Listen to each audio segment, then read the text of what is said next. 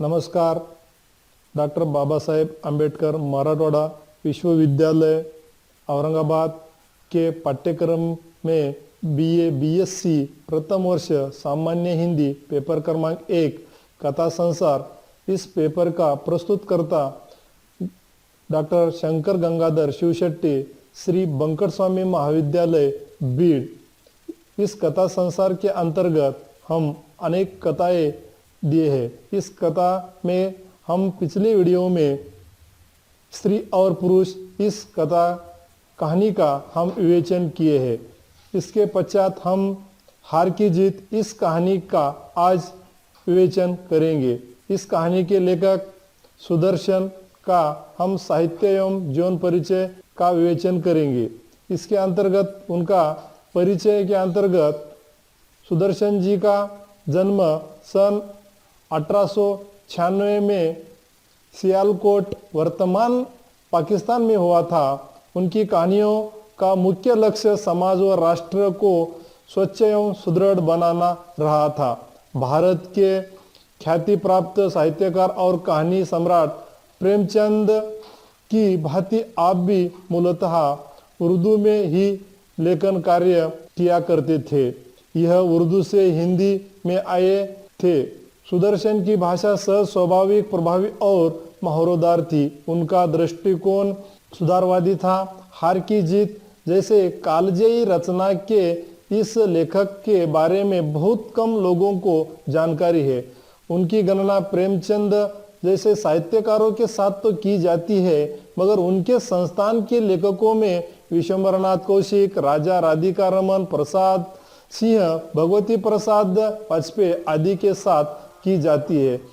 सुदर्शन जी जैसे इतने गहरे साहित्य लिखने वाले कवि की जानकारी आज के अनेक ख्याति प्राप्त साहित्यकारों में उनका स्थान होते हुए भी उनकी जानकारी आज हमें सभी साहित्यकारों को या आज के साहित्य के पठन पाठन करने वाले पाठकों को इनकी जानकारी विपुल मात्रा में आज भी उपलब्ध नहीं है। क्योंकि उनका जो जन्म स्थान है वर्तमान पाकिस्तान में, वह पाकिस्तान में उर्दू साहित्य लिखते थे। उसी के बाद उन्होंने हिंदी साहित्य की तरफ अपनी कलम चलाने का उन्होंने जो प्रयास किया है उसमें वह बहुत ही ख्याति प्राप्त हुई। इसी के साथ उन्होंने कई कृतियां भी लिखी है। उनकी कृतियां सबसे महत्वपूर्ण एवं सबसे बात को निभाने वाली कृति है हार की जीत। पंडित बद्रीनाथ भट्ट की पहली कहानी थी जो 1920 में सरस्वती में प्रकाशित हुई थी। लाहौर की उर्दू पत्रिका हजार दास्ता में उनकी अनेक कहानियां प्रकाशित हुई। उनकी कहानियों के जितने प्रशंसा एवं पुस्तकें मुंबई के हिंदी ग्रंथ रत्नाकर कार्यालय द्वारा भी प्रकाशित हुई थी, उतनी अन्य कहीं से नहीं।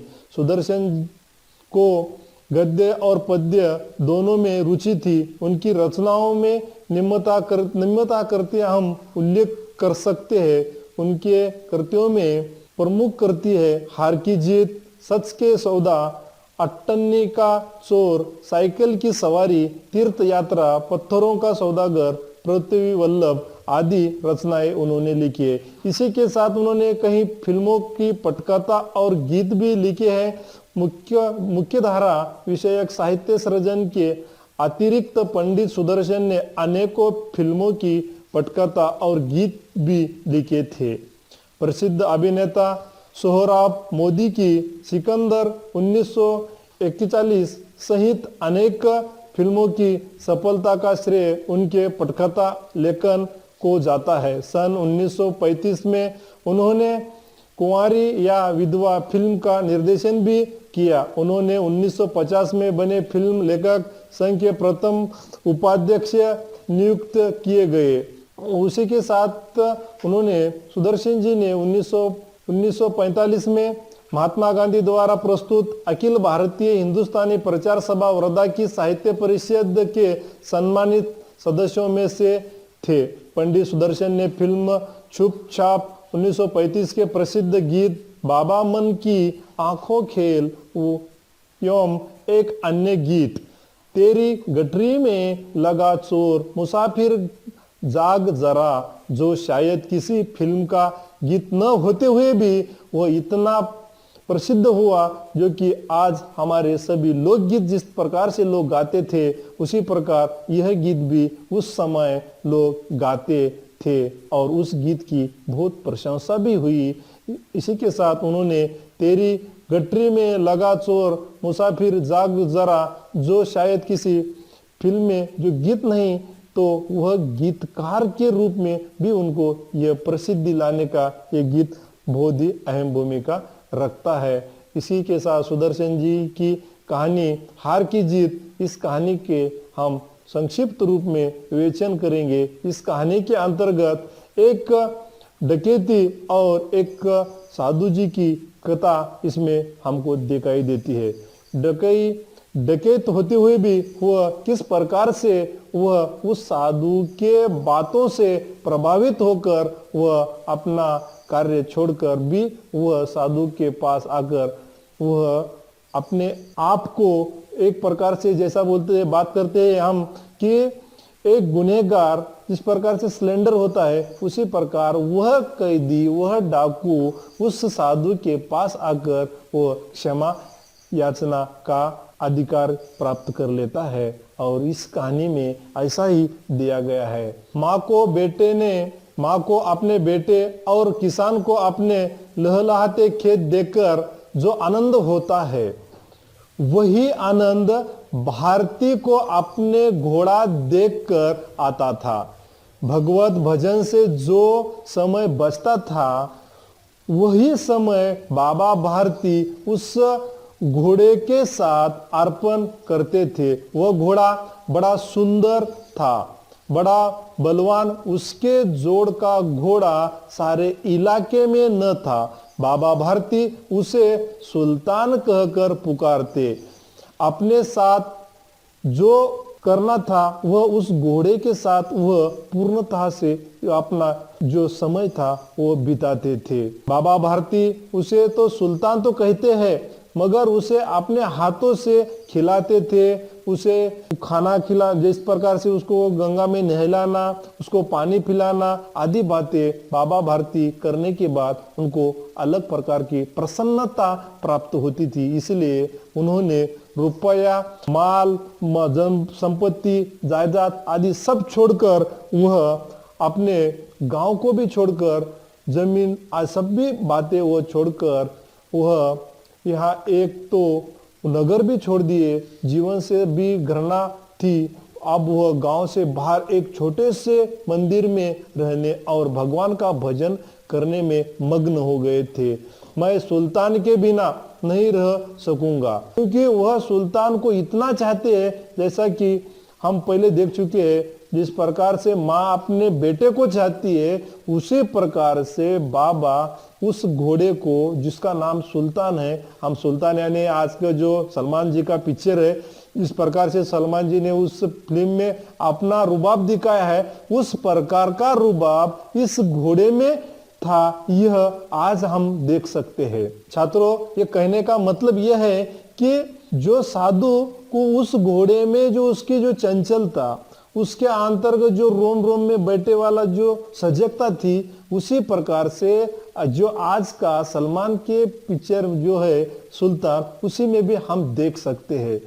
उसी प्रकार से उस घोड़े को दिलो जान से चाहने वाले बाबा थे। ऐसे जैसा मोर घटा को देखकर नाच रहा हो, जब तक संध्या समय सुल्तान पर चढ़कर 8-10 मील का चक्कर न लगा लेते उन्हें चैन न आता था। जैसा कि बाबा भारती को घोड़े के ऊपर बैठकर 8-10 मील की सवारी जब तक नहीं लगाते तब तक उनके जीव को उनको एक प्रकार से चैन मिलता नहीं था। उसी प्रकार से खड़क सिंह उस इलाके का प्रसिद्ध डाकू था। लोग उसका नाम सुनकर कांपते थे। तो वो एक दिन बाबा जी को मिलने आता है। बाबा जी कहते हैं, बाबा जी को आकर वो कहता है नमस्कार वगैरह बातें करने के बाद बाबा जी पूछते हैं, खड़क सिंह ने सिर झुकाकर उत्तर दिया, आपको वो उत्तर दिया, बाबा जी पूछने के बाद उत्तर दिया कि आपकी दया से सब कुछ ठीक ठाक है, कहो इधर कैसे आए। तो खड़क सिंह कहता है, सुल्तान की चाह खींच कर मुझे यहाँ लाई है। तो विचित्र जानवर है, देखोगे तो प्रसन्न हो जाएंगे। मैंने भी बड़ी प्रशंसा सुनी है, उसकी चाल तुम्हारे मन को मोह लेगी। कहते ही देखने में भी बहुत सुंदर है, क्या कहना, जो उसे एक बार देख लेता है उसके हृदय पर उसकी छाव अंकित हो जाती है। बहुत दिनों से अभिलाषा थी, आज उपस्थित हो गया। खड़क सिंह कहता है कि बहुत दिनों से उस घोड़े को, उस सुल्तान को देखने की मेरी जिज्ञासा, अभिलाषा लुप्त हो रही थी, इसलिए मैं आज आपके आश्रम में आया हूं और उस सुल्तान को देखने का जो दिल था वो आज मैं पूर्णता से जी भर के उसको मैं देख रहा हूं। बाबा भारती और खड़ंग सिंह अस्तबल में पहुंचे। बाबा ने घोड़ा दिखाया। घमंड से खड़ंग सिंह ने देखा, आश्चर्य से उसने सैकड़ों घोड़े देखे थे, परंतु ऐसा घोड़ा वह नहीं देखा था। बाका घोड़ा उसकी आंखों से कभी न गुजरा था। सोचने लगा, भाग्य की बात है, ऐसा घोड़ा खड़ंग सिंह के पास होना चाहिए था। इस साधु को ऐसे चीजों से क्या लाभ। कुछ देर तक आश्चर्य से चुपचाप खड़ा रहा। इसके पश्चात उसके हृदय में हलचल होने लगी। बालकों की सी अधीरता से बोला, परंतु बाबा जी इसके चाल न देखे तो क्या। दूसरे के मुख से सुल्तान की प्रशंसा सुनने के लिए उनका हृदय अधीर हो गया। घोड़े को खोलकर बाहर लेकर आए। घोड़ा वायु की वेग से उड़ने लगा। उसकी चाल को देखकर खड़क सिंह के हृदय पर सांप लौट गया। वह डाकू था और जो वस्तु उसे पसंद आ जाती थी उसे वो पाने का जिज्ञासा करता था। उसी प्रकार वह भी उसके पास बाहुबल था और आदमी भी। जाते जाते उसने कहा, बाबा जी मैं यह घोड़ा आपके पास न रहने दूंगा। तब बाबा जी को इतना आश्चर्य हुआ कि यह खड़क सिंह इतना प्रशंसा किया हुआ घोड़े की, और वो क्यों ऐसा कहा होगा कि बाबा जी ये घोड़ा अभी आपके पास नहीं रहेगा। क्योंकि उस खड़ग सिंह को लग रहा था कि साधु के पास ऐसा घोड़ा क्या जरूरी है, जो कि वह घोड़ा मेरे काम का है, जो इतना चपल, इतना देखना, इतना सुंदर जो वस्तु मैं एक बार देखने के बाद मैं उस घोड़े के ऊपर फिदा हुआ हूं। तो ये साधु के, सन्यासी के पास इस घोड़े का क्या काम है, बोलकर वह साधु को बोलकर जाता है। बाबा भारती डर गए। अब उन्हें रात को नींद न आती। सारी रात अस्तबल की रखवाली में कटने लगी। प्रति क्षण खड़ग सिंह का भय लगा रहता, परंतु कहीं मास बीत गए और वह न आया। यहाँ तक कि बाबा भारती कुछ असावधान हो गए और इस भय को सपने के भय की नई मिथ्या की तरह वह देखते थे। वह कहीं आकर मेरे को सुल्तान को लेके जाएगा। बाबा भारती सुल्तान की पीठ पर सवार होकर घूमने जा रहे थे। इस समय उनकी आंखों में चमक थी, मुख पर प्रसन्नता। कभी घोड़े के शरीर को देखते, कभी उनके रंग को, और मन में फूल समाने थे। सहसा एक और से आवाज आई, ओ बाबा। इस कंगले की सुनते आवाज को बाबा ने, उनको ऐसा लग रहा था कि ये आवाज किसकी आ रही है। बाबा ने घोड़े को रोक लिया। देखा एक अपाहिज, जो था वह वृक्ष की छाया में पड़ा हुआ था। और वो कहता है कि बाबा कहाँ जा रहे हो। तो बाबा जी देखे उसको। बाबा जी ने उसको कष्ट के भांति देखकर कहे, आप इधर क्या कर रहे हो। अपाहिज ने हाथ जोड़कर कहा, बाबा मैं दुखियारा हूं, मुझ पर दया करो। रामवाला यहाँ से 3 मील है, मुझे वहां जाना है। घोड़े पर चढ़ा लो, परमात्मा भला करेगा। वह तुम्हारा कौन है। दुर्गादत्त वैद्य का नाम आपने सुना होगा, मैं उनका सौतेला भाई हूं। ये कहते ही बाबा भारती ने घोड़े से उतारकर अपाहिज को घोड़े पर सवार किया और स्वयं उसकी लगाम पकड़कर धीरे धीरे चलने लगे। सहसा उन्हें एक झटका सा लगा और लगाम हाथ से छूट गई और बाबा भारती को इतना, वह देखते देखते अपाहिज घोड़े की पीठ पर तनकर बैठा और घोड़े को दौड़ाए लिए जा रहा है। उनके मुख से भय, विस्मय और निराशा से मिली हुई चीख निकल आई। वह अपाहिज डाकू खड़ग सिंह था। बाबा भारती कुछ देर तक चुप रहे और कुछ समय पश्चात कुछ निश्चय करके पूरे बल से चिल्लाकर बोले, जरा ठहर जाओ। तब डाकू खड़ग सिंह ने यह आवाज सुनकर घोड़ा रोक लिया और उसकी गर्दन पर हाथ फिरते हुए कहा, बाबा जी, यह घोड़ा अब न दूंगा, परंतु एक बात सुनते जाओ। खड़ग सिंह ठहर गया। बाबा जी की क्या बात हो सकती है? बाबा भारती ने निकट जाकर उसकी और ऐसे आंखों से देखा जैसे बकरा कसाई की ओर देखता है और कहा, यह घोड़ा तुम्हारा हो चुका है, मैं तुमसे इसे वापस करने के लिए न कहूंगा। ऐसे मंत्र मुग्ध होकर बाबा जी ने क्यों कहा होगा? खड़ग सिंह आश्चर्य से टूट पड़ा। तब बाबा जी ने कहा, खड़ग सिंह, केवल एक प्रार्थना करता हूं, इसे अस्वीकार न करना, नहीं तो मेरा दिल टूट जाएगा। बाबा जी आज्ञा कीजिए, मैं आपका दास हूं, केवल घोड़ा नहीं दूंगा। अब घोड़े का नाम न लो, मैं तुमसे इस विषय में कुछ नहीं कहूंगा। मेरी प्रार्थना है केवल यह है कि इस घटना को किसी के सामने प्रकट न करना। खड़ग सिंह का मुंह आश्चर्य से खुल रहा था। क्यों बाबा जी ऐसा क्यों कहे होगे? उसे लगा घोड़े को लेकर यहां से भागना पड़ेगा, परंतु बाबा भारती ने स्वयं उसे कहा कि इस घटना को किसी के सामने प्रकट न करना। इसका क्या अर्थ हो सकता है? खड़ग सिंह ने बहुत सोचा, बहुत सिर मारा, परंतु कुछ समझ न सका। हार कर उसने अपनी आंखों बाबा भारती के मुख पर गड़ा दी और पूछा, बाबा जी, इसमें आपको क्या डर हो सकता है? बाबा जी ने कहा है, जो डर मुझे है वह तुझे भी होगा।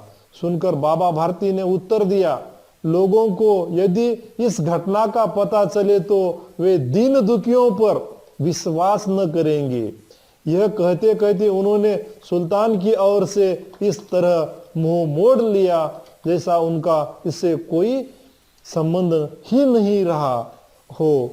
जब सुल्तान को छोड़कर बाबा भारती लौट रहे थे और उन्होंने कहा है कि ऐसा कहने से दीन दुखियों का, जो उन्होंने कहीं किसी की मदद मांगने जाएंगे तब किसी का उनके ऊपर भरोसा नहीं रहेगा, क्योंकि हमारे आज भी समाज में ऐसे लोग हैं जो कि दया की याचना करके वह काम भगा लेते हैं, मगर उनका काम होने के बाद वह उस तरफ मोड़कर भी नहीं देखते। इसी का ही उस कहानी में एक तथ्य हमारे देखने को मिलता है छात्रों, कि आज भी हमारे पास ऐसे लोग हैं कि काम होने के बाद इतना गिड़गिड़ाते हैं, जब काम होता है और वो काम होने के बाद और उनके पास नजीक भी न जाते हैं और तू कौन और मैं कौन, ये बात उसके नजर में आती है। इसी प्रकार से बाबा भारती को भी लग रहा था कि बाबा यह बात किसी को नहीं समझनी चाहिए, यह बात समझेंगे तो कोई भी एक अपाहिज की मदद नहीं करेगा, कोई दीन दलित की मदद नहीं करेगा या किसी अंध व्यक्ति की मदद नहीं करेगा। यह बाबा भारती को लग रहा था, इसलिए बाबा भारती उस खड़ग सिंह को यह बात कहते हैं। जब यह बात सुनकर लोगों को यदि इस घटना का पता चले तो वे दीन दुखियों पर विश्वास न करेंगे। यह कहते कहते उन्होंने सुल्तान की ओर तो मुंह देखे ही नहीं, परंतु उनके शब्द खड़ग सिंह के कानों में उसी प्रकार गूंज रहे थे। सोचता था कैसे ऊंचे स्वर है, कैसा पवित्र भाव है। उन्हें इस घोड़े से प्रेम था। उसे देखकर उनका मुख फूल गया और उन्होंने कहा कि कहते थे इसके बिना मैं रह न सकूंगा, इसके रखवाला मैं ही हूँ। मैं वे कहीं रात सोए नहीं, भजन भक्ति न कर रखवाली करते रहे, परंतु आज उनके मुख पर दुख की रेखा तक दिखाई न पड़ती थी। उन्हें केवल यह ख्याल था कि कहीं लोग दिन दुखियों पर विश्वास करना न छोड़ दे। रात्रि के अंधकार में खड़ग सिंह बाबा भारती के मंदिर पहुंचा। चारों ओर सन्नाटा था, आकाश में तारे टिमटिमा रहे थे। थोड़े दूर पर गांव के कुत्ते भौंक रहे थे। मंदिर के अंदर वो एक अपना जो अस्तित्व दिखाते थे घोड़े के लिए, वो पूर्णतः से उन्होंने रख कर छोड़ दिए थे। वो किसी समय वह बाबा भारती स्वयं लाठी लेकर पहरा देते थे, परंतु आज उन्हें किसी चोरी किसी डकैती का भय न था। खड़ग सिंह ने आगे बढ़कर सुल्तान को उसके स्थान पर बांध दिया और बाहर निकलकर सावधानी से फाटक बंद कर दिया। इस समय उसके आंखों में नेकी के आंसू थे। रात्रि का तीसरा पहर बीत चुका था और वह वहां से घोड़ा उसके बांधकर वह निकल जाता है। चौथी पहर आरंभ होती ही बाबा भारती ने अपने कुटिया से बाहर निकल ठंडे जल से स्नान किया। उसके पश्चात इस प्रकार जैसे कोई स्वप्न में चल रहा हो। उनके पांव अस्तबल की ओर पड़े, परंतु फाटक पर पहुंचकर उनको अपनी भूल प्रतीत हुई। साथ ही घोर निराशा ने पांव को मन ही मन में भर लिया। भारी भाव से उन्होंने वहां से लौटने का प्रयास किया, वही रुक गए। घोड़े ने अपने मालिक की जो आवाज सुनकर, जो उनका स्वामी का आवाज वह सुना, तो वह भावों को सांप को पहचान लिया और जोर से हिनहिनाया।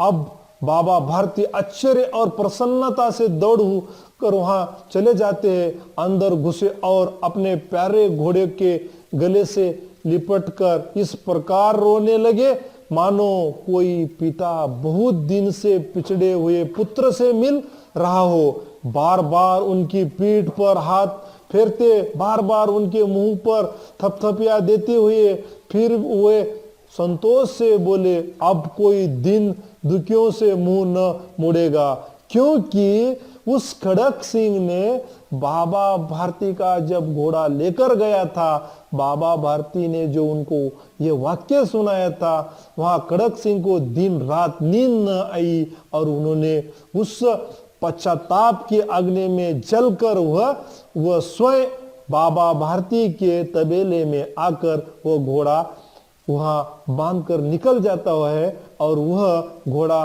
देखकर बाबा भारती इतना खुश होते जैसा कि एक पिछड़ा हुआ बच्चा अपने बाप को गले लगाता है। और उसी प्रकार से एक माँ कई दिनों के बाद अपना बच्चा न मिलने के बाद जिस प्रकार से अपने हृदय को चिपक कर उसको प्यार करती है, उसी प्रकार से बाबा भारती ने अपने घोड़े को उतना ही प्यार करते हैं, उतना ही उसे सहलाते हैं। के साथ बाबा भारती को लगता है कि इस कहानी के माध्यम से सुदर्शन जी ने यह कहने का प्रयास किया है कि जो लोग मदद की याचना करते हैं और मदद की याचना करके उसको ही लूट कर लेके जाते हैं और लूटने के बाद उनको जब पश्चाताप होता है तब वह आते हैं और अपना सामान लौट कर चले जाते हैं। यही इस कहानी में ये एक सीख है। जैसा कि बुरा कर्म करो बुरा फल मिलेगा, अच्छा कर्म करो अच्छा ही मिलेगा। जैसा बाबा भारती ने कहा है कि तू लेके जा रहा है, मगर इस घटना के बारे में जनता के सामने नहीं कहना चाहिए। यही सीख खड़ग सिंह ने ली और जैसा कि वैसा उनका सुल्तान उनके पास लौट कर जाता है। यही सुदर्शन जी ने इस कहानी के माध्यम से छात्रों को यह सीख देने का प्रयास किया है, सीख देने का ही प्रयास किया है। इस सीख में ही एक छात्रों को ऐसा लगना चाहिए कि बुरा कर्म बुरा ही होता है, अच्छा कर्म करो अच्छा ही होता है। यह इस कहानी में हम देख सकते हैं और इस कहानी के माध्यम से हम ये बात सीख सकते हैं। धन्यवाद इस कहानी को सुनने के लिए सभी छात्रों को पुनश्च एक बार धन्यवाद।